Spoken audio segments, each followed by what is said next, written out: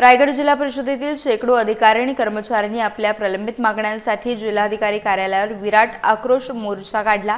या आंदोलनाचे मुख्य सूत्र जुनी पेन्शन योजना तातडीने लागू करणे हेच होते।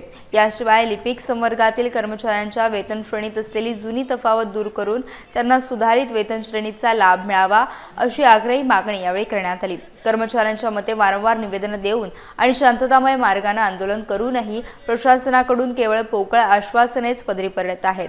यामुळे कर्मचाऱ्यांमध्ये सध्या तीव्र संतापाचं वातावरण निर्माण झालंय। कर्मचाऱ्यांनी एकत्र येत सरकारचा निषेध नोंदवला।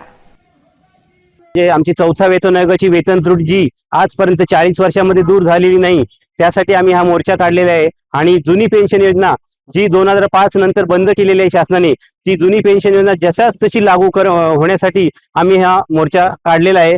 तरी आमच्या या दोन्ही ज्या प्रमुख मागण्या आहेत, या दोन्ही मागण्या मान्य होण्यासाठी आम्ही सगळे तालुक्यातील सर्व पंचायत समितीचे लिपिक संवर्ग आणि लेखा संवर्गातील कर्मचारी आणि जिल्हा परिषदेमधील सर्व विभागामधील कर्मचारी हे सगळे आंदोलनामध्ये या दोन प्रमुख मेन मागण्यांसाठी जमा झालेले आहेत। त्यामुळे आमच्या ह्या मागण्यांची दखल माननीय आमचे राज्याध्यक्ष शासनाकडे ह्या योजनांचा पाठपुरावा करत आहेत। त्या आम्हाला मागण्यांना आमच्या यश येण्यासाठी आम्ही हा मोर्चा काढलेला आहे। आजच्या हा मोर्चाचा प्रमुख उद्देश आहे चौथ्या वेतन आयोगातील ज्या वेतन त्रुटी आहेत त्या दूर करणं।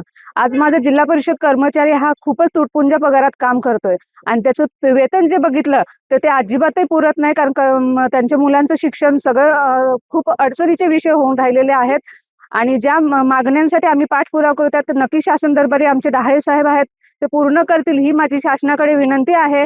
आणि ह्या मागण्या पूर्ण झाल्यानंतर माझ्या सगळ्या कर्मचाऱ्यांचं एक खूप मोठी जी पोकळी तयार झालेली आहे वेतनासंदर्भात, त्यांच्या अडचणी संदर्भात, ते नक्कीच दूर होईल ही मी आशा करते शासनाकडे।